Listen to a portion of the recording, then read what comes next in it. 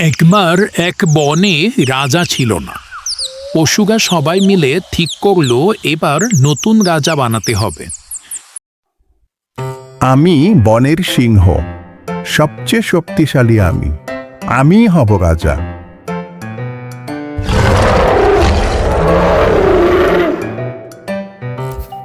তুমি গর্জন করো ঠিকই, কিন্তু রাজা হতে হলে দরকার ধৈর্য আর বুদ্ধি।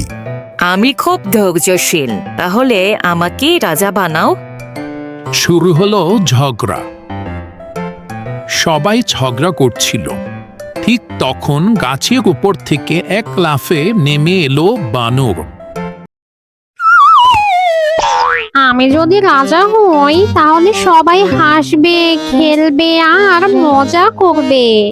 রাজা বানর কেমন হবে বলো তো? সবাই রাজি হলো, বানর হলো বনের রাজা। শোনো শোনো সবাই, আজকে থেকে সবাই দুপুরে কলা খাবে। এটা হলো বানর রাজার হুকুম। কিন্তু আমি তো কলা খাই না, আমি তো ঘাস খাই। আমার তো পাতে ঠিক নেই, আমি কিভাবে খাবো? পরদিন আবার ঘোষণা। শোনো শোনো শোনো, সবাইকে আমার মতো আজ থেকে লাফিয়ে লাফিয়ে চলতে হবে।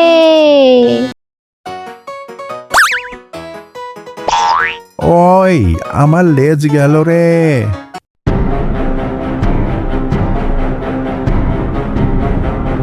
সব পশু চিন্তায় পড়ে গেল। তখনই হাজির হলো এক তোতা পাখি। রাজা শুধু মজায় থাকলে হবে না, প্রজাদের ভালোটাও ভাবতে হবে। হনুমান ভালো, কিন্তু রাজা হওয়ার মতো নয়।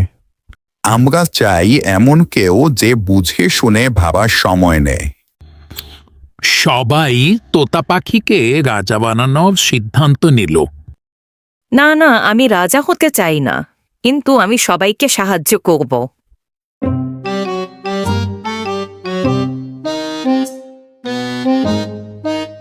আমি আর রাজার দায়িত্ব পালন করতে পারবো না, এটা অনেক কঠিন কাজ।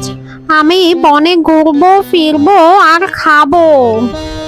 তারপর থেকে বনে চলল শান্তিপূর্ণ রাজত্ব, আর সব প্রাণী সুখে শান্তিতে থাকতে লাগলো।